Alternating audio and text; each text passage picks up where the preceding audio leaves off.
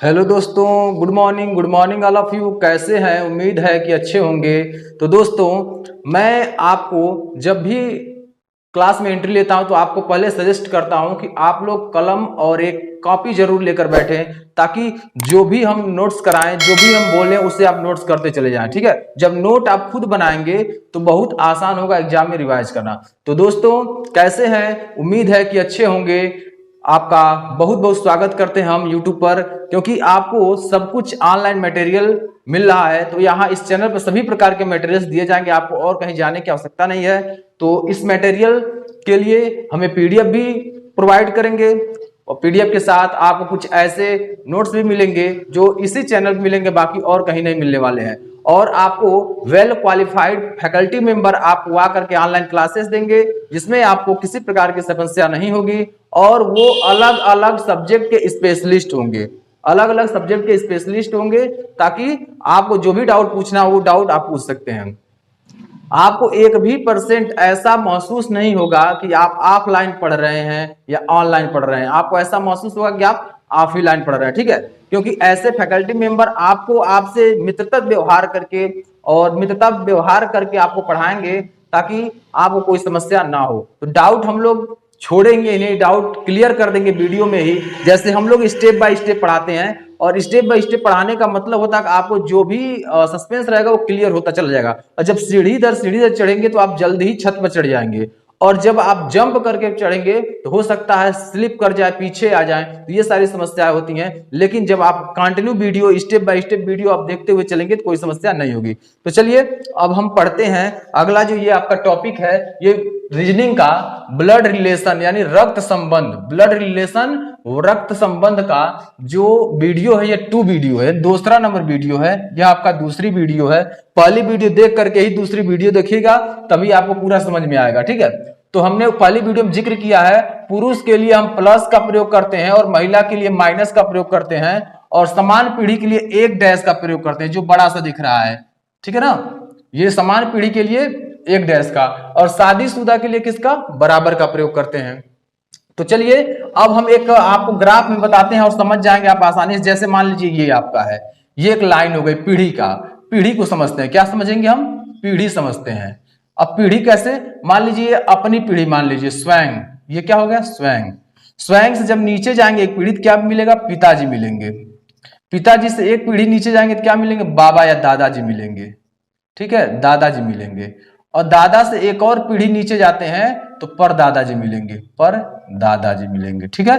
तो ये आपका अपने से नीचे का हो गया, यानी स्वयं से नीचे का हो गया। अब स्वयं से हम ऊपर जाते हैं तो क्या मिलता है? बेटा मिलता है। ठीक है? और बेटा से और ऊपर जाते हैं तो क्या मिलता है? नाती मिलता है। नाती से और ऊपर जाते हैं तो क्या मिलता है? छनाती मिलता है। छनाती मिलता है। ठीक है ना? छनाती सनाती लोग बोलते हैं। तो ऐसे, यानी यही आपका क्या है? मेन है। यहीं से आप है। अब आप अपने नीचे तीन तीन पीढ़ी याद कर लीजिए, और अपने से 3 पीढ़ी ऊपर याद कर लीजिए। बस रीजनिंग का ब्लड रिलेशन खत्म। आपको कुछ और करने की आवश्यकता नहीं है। रिलेशन जो आपका है वो 3 नीचे और 3 ऊपर याद कर लीजिए। अपने पीढ़ी से 3 नीचे याद करिए और 3 ऊपर याद करिए। रक्त संबंध का कोई ऐसा प्रश्न ना हो जो सॉल्व ना कर पाए, ये मैं चैलेंज देता हूं। रक्त संबंध कोई ऐसा प्रश्न नहीं जो आप सॉल्व नहीं कर पाएंगे, अगर इतना आप याद कर लिए तो। ठीक है? तो चलिए अब आगे हम प्रश्न पे चलते हैं। तो चलिए आगे हम प्रश्न पे चलते हैं। तो प्रश्न पे चलने से पहले आपको थोड़ा मोटिवेट कर देते हैं। तो मोटिवेट के लिए आपके लिए जो लाइन है, जल को बर्फ में बदलने में वक्त लगता है, जल को बर्फ में बदलने में वक्त लगता है, सूरज को निकलने में वक्त लगता है, सूरज को निकलने में वक्त लगता है। किस्मत को हम बदल नहीं सकते, किस्मत को हम बदल नहीं सकते, लेकिन अपने हौसलों से किस्मत बदलने में वक्त लगता है, लेकिन अपने हौसलों से किस्मत बदलने में वक्त लगता है। तो आइए इसी क्रम में हम अपने चैप्टर पे चलते हैं और क्वेश्चन को सॉल्व करते हैं, क्योंकि हमने आपको पूरा कॉन्सेप्ट क्लियर करा दिया। अगर किसी कॉन्सेप्ट में पहले दिन जो वीडियो था वह आपका, उसमें सारा कॉन्सेप्ट उसमें भी क्लियर कराए हैं, और दूसरे में यह कॉन्सेप्ट हमने क्लियर कराया इस वीडियो में। यह कॉन्सेप्ट यानी 3 पीढ़ी नीचे याद करिए, 3 पीढ़ी ऊपर याद करिए, क्वेश्चन सॉल्व। कोई ऐसा टॉपिक नहीं बचेगा जो आपको समझ में ना आया हो। और नहीं समझ में आया तुरंत क्वेश्चन को स्क्रीनशॉट लीजिए और तुरंत भेजिए, डाउट क्लियर हो जाएगा। चलिए हम पढ़ते हैं प्रश्न नंबर 3, यानी 2 प्रश्न उसमें हम करा दिए हैं, इसलिए प्रश्न कराते हैं साथ साथ कि आपको क्लियर हो जाए डाउट। तो चलिए अगला हम तीसरे प्रश्न में चलते हैं। पिछली वीडियो देखकर आइएगा, तभी इसको देखिएगा, तभी समझ में आएगा। तो बी यहां दिया डी बी का पिता है। डी क्या है? बी का पिता है। तो यहां बनाते हैं फिगर, डी बी का पिता है। देखिए ध्यान से देखिएगा, डी जो है वह बी का पिता है, ये ध्यान रखिए। डी बी का क्या है? पिता है। बी सी की सिस्टर इन लॉ है, मतलब सिस्टर इन लॉ मतलब साली, यानी बी सी की सिस्टर इन लॉ। अब देखिएगा ऐसे घुमाने वाला प्रश्न देखिए, डायरेक्ट साली नहीं देगा, तुरंत घुमा देगा। अब देखिए इंग्लिश में दे दिया, अगर आप इंग्लिश में इसका मीनिंग नहीं याद किए हैं तो तुरंत आप कंफ्यूज हो जाएंगे। और प्रश्न ऐसे ही लेवल बढ़ा करके थोड़ा सा कंफ्यूज करेगा, इसलिए हमें सब कुछ याद करना है, इसलिए मीनिंग हमने पूरा लिखवा दिया है। और मीनिंग आप जब याद कर लेंगे तो आप इसको सॉल्व करने में बहुत आसानी होगी। मीनिंग बस एक याद मीनिंग किए, बस थोड़ा सा लेवल बढ़ाया, आप उसको सॉल्व कर लिए। तो सिस्टर इन लॉ है, कौन है? बी सी की सिस्टर इन लॉ है। जो बी है वो सी की सिस्टर इन लॉ है, ठीक है। और ए की बेटी है, ए की क्या है? बेटी है। तो यहां ध्यान रखना है ए की बेटी है। तो थोड़ा सा ये बनाते हैं हम ग्राफ, यहां जैसे डी हो गया, ये आपका क्या था? बी था, और ये बोल रहा है, और ए की बेटी है तो ए यहां हो गया, ये माइनस हो गया, ये प्लस हो गया, ठीक है। ये क्लियर हो गया आपको, ये बेटी है, ये भी क्लियर हो गया। और जब आगे जाते हैं तो अब यहां से आप देखेंगे बी सी की सिस्टर इन लॉ, जो बी है वो सी की क्या है? सिस्टर इन लॉ है, सी की सिस्टर इन लॉ है, ठीक है, सिस्टर इन लॉ है। उसके बाद देखिए प्रश्न अब क्या कह रहा है, ए डी से कैसे संबंधित है? ए डी से कैसे संबंधित है बता दीजिए, आप बताइए, फटाफट बताइए, 4 ऑप्शन दिया है, बताइए क्या है? ए डी से कैसे संबंधित है? बहुत आसान है, बहुत बड़ा नहीं, एकदम सिंपल है। ए डी से कैसे संबंधित है? तो आसान है, बस आपको देखना है क्या करना है। तो ए जो है डी से कैसे संबंधित है, यानी ए क्या हुई? ए डी की पत्नी हुई, यानी वाइफ है। क्या है? वाइफ है। तो प्रश्न नंबर तीसरा का ए नंबर ऑप्शन सही होगा, क्या? वाइफ। इस प्रश्न का सही उत्तर क्या होगा? वाइफ होगा, ठीक है। तो ए जो है डी से वाइफ के रूप में, यानी वाइफ मतलब क्या होता है? पत्नी, पत्नी के रूप में संबंध है, ठीक है ना। उम्मीद है आपको यह प्रश्न समझ में आ गया होगा। थोड़ा सा प्रश्न ट्विस्ट कर दिया, बहुत ज्यादा नहीं, थोड़ा सा ट्विस्ट किया है, लेवल को उठा दिया है और घुमा दिया है। बस आप इसके ट्रिक को याद करिए, इसको पॉइंट को याद कीजिए, सिस्टर इन लॉ क्या होता है, और उसके बाद मीनिंग याद किए रहेंगे, सारा आपको समझने में आसानी होगा। चलिए अब प्रश्न नंबर 4 चलते हैं। प्रश्न नंबर 4 क्या कह रहा है, इसके अनुसार हमें क्वेश्चन को सॉल्व करना। बहुत आसान है, बहुत कठिन नहीं है, लेकिन लोग देखते ही सिर पर हाथ रख लेते हैं, बहुत कठिन है, कैसे करेंगे, यही लोग सोच लेते हैं। लेकिन यह नहीं सोचना, हमें पॉजिटिव सोचना है, और पॉजिटिव सोच करके इस प्रश्न को सॉल्व करना है, ठीक है। चलिए अब हम अगला प्रश्न पढ़ते हैं। एक व्यक्ति की ओर इशारा करते हुए, अब ये ध्यान रखना, एक व्यक्ति, मान लीजिए यह एक व्यक्ति हो गया, ठीक है। एक व्यक्ति की ओर इशारा करते हुए एक पुरुष ने कहा, अब एक पुरुष ने कहा, यहां मान लीजिए पुरुष हो गया, क्या हो गया? पुरुष हो गया। एक पुरुष ने एक महिला से कहा, ये महिला हो गई, ठीक है। यह कौन हो गया? यह व्यक्ति हो गया। कौन हो गया? ये व्यक्ति हो गया, ठीक है। और पुरुष ने क्या कहा? एक पुरुष ने एक महिला से कहा, ये महिला हो गई, ये महिला हो गई। अब देखिए महिला से कहा, उसकी मां आपके पिता की एकमात्र बेटी है। उसकी मां, ये पुरुष किससे कह रहा है? महिला से कह रहा है, किसके बारे में? इस व्यक्ति के बारे में। क्या कह रहा है?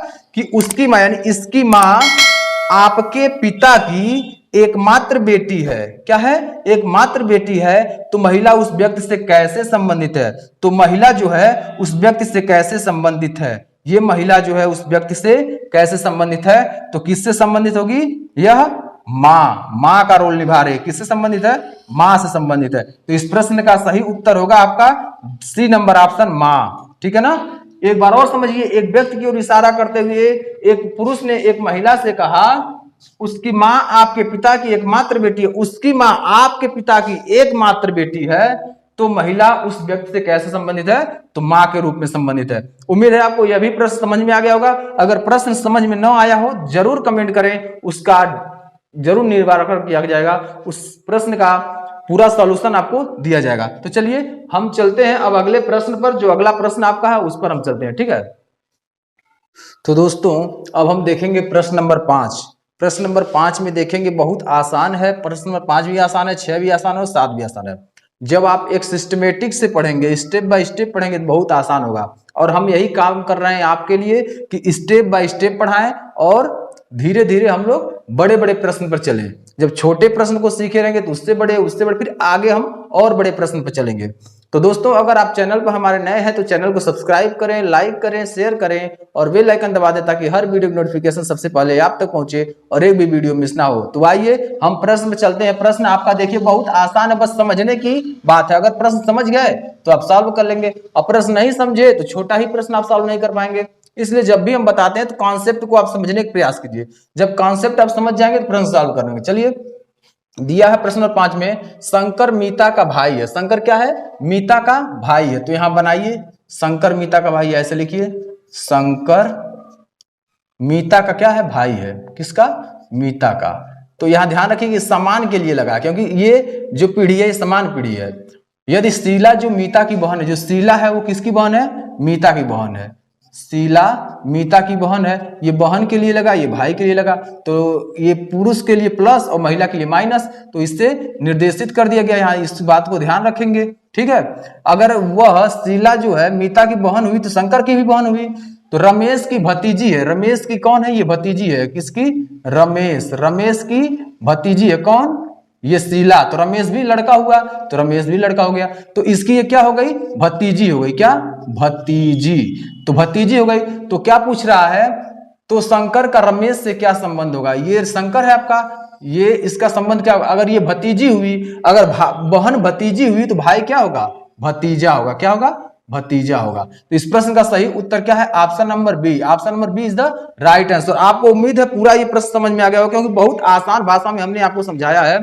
तो एक बार और देखेंगे, शंकर मीता का भाई। देखिए शंकर प्लस हो गया, लड़का है, और मीता लड़की है तो माइनस हो गया। उसके बाद शीला जो मीता की बहन है, शीला जो है मीता की बहन, ये भी माइनस हो गई। अगर शीला मीता की बहन है तो शंकर का भी बहन होगी। उसके बाद आगे देखिए, रमेश की भतीजी है। अब देखिए रमेश की भतीजी है, तो अगर रमेश की यह भतीजी हुई तो शीला की ये क्या था? भाई था। तो ये क्या हो जाएगा? भतीजा हो जाएगा। ये आसान है प्रश्न, नोट डाउन करते जाइए फटाफट, इसको नोट डाउन कर लीजिए। चलिए 6 नंबर प्रश्न पे चलते हैं। आप भी प्रश्न को अब सॉल्व करिए, क्योंकि हमने आपको कॉन्सेप्ट पूरा क्लियर करा दिया है। और जब कॉन्सेप्ट आपका क्लियर है तो प्रश्न को आप बहुत अच्छी तरह समझ रहे होंगे और सॉल्व भी कर सकते हैं, ठीक है। तो प्रश्न को सॉल्व कीजिए और अपने नॉलेज को परखिए। चलिए 6 नंबर में चलते हैं। दिया है 6 नंबर में, यक्स और वाई दोनों बच्चे हैं। यक्स वाई क्या है? दोनों बच्चे हैं। तो अब देखिए फिगर बनाएंगे यक्स वाई का। अब देखिए यक्स और वाई ये दोनों क्या है? बच्चे हैं। लेकिन यह नहीं पता है कि लड़का या लड़की है। यह पता है बच्चे हैं, लेकिन क्या यह नहीं पता है कि वो लड़का है या लड़की है। तो बच्चे हैं, ये यक्स वाई बन गया, बच्चे हो गए। जेड, यदि जेड यक्स का पिता है, जेड जो है वो किसका पिता है? यक्स का। अब देखिए जेड हो गया क्या? पिता। अभी ध्यान रखेंगे, पिता हो गया। जेड जो है यक्स का क्या हो गया? पिता हो गया। दोनों ये समान पीढ़ी है, इसलिए क्या हो गया? ये डैश लग गया।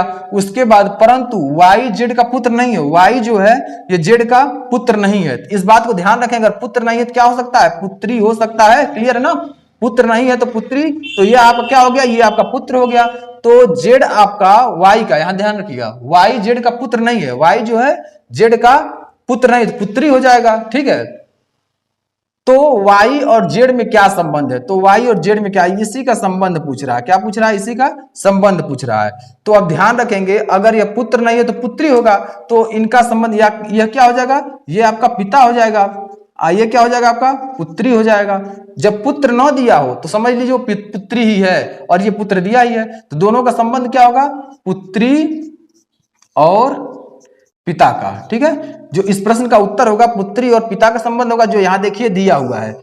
ए number option is the right answer. A number option is the right answer, यानी इस प्रश्न का सही उत्तर है पुत्री और पिता। उम्मीद है आपको पूरा समझ में आ गया होगा। अगर ना समझ में आया हो तो आप कमेंट बॉक्स में जरूर लिखें, आपका सॉल्यूशन जरूर मिलेगा, ठीक है। आपका डाउट क्लियर करना ही हमारा परम कर्तव्य है, क्योंकि आपको सही मार्ग पर ले जाना, गलत रास्ता ना दिखाना, यानी गलत प्रश्न न कराना, ये मेरी जिम्मेदारी है। इसलिए मैं बहुत ही नोट्स बनाता हूं, उसको क्वेश्चन को एनालिसिस करता हूं, एनालिसिस करने के बाद ही प्रश्न मैं कराता हूं, ताकि आपको कभी भी समस्या ना हो। तो चलिए अगला प्रश्न है आपका 7 नंबर। सॉल्व कीजिए और सॉल्व करके 7वां नंबर प्रश्न आप बताइए। मैं वेट कर रहा हूं आपके सॉल्व करने का, आपके सॉल्व करने का मैं वेट कर रहा हूं, क्योंकि आपको यह प्रश्न कराया जा चुका है, ऐसे पूरे कॉन्सेप्ट क्लियर हो चुके हैं, ठीक है।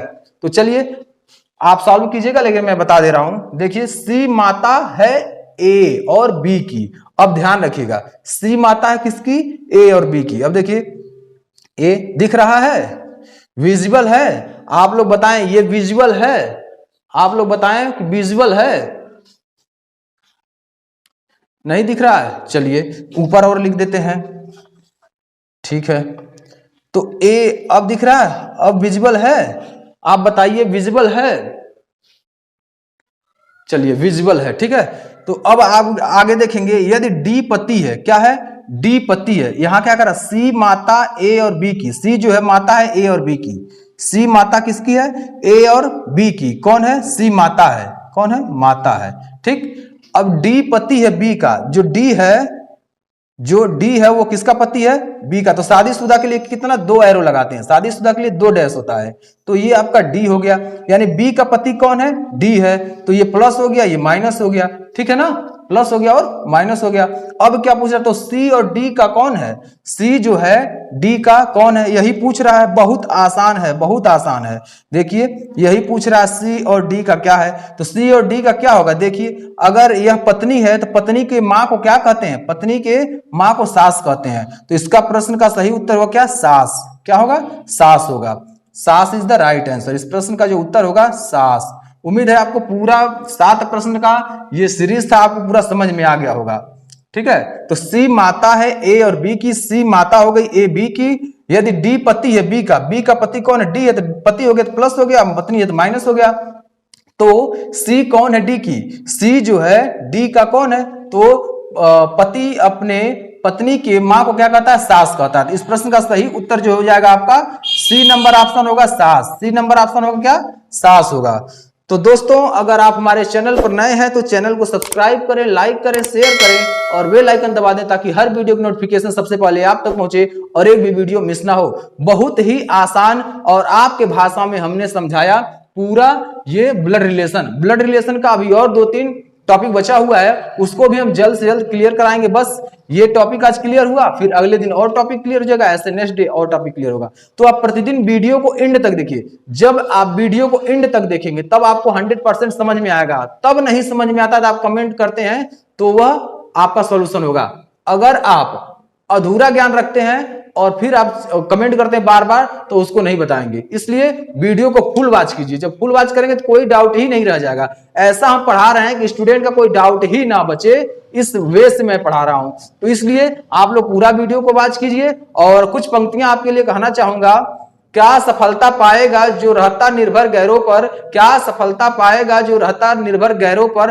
मंजिल तो उसके कदमों में है, मंजिल तो उसके कदमों में है जो चलता अपने पैरों पर, जो चलता अपने पैरों पर। तो आज के लिए इतना ही, मिलते हैं नेक्स्ट वीडियो में। Thanks for watching.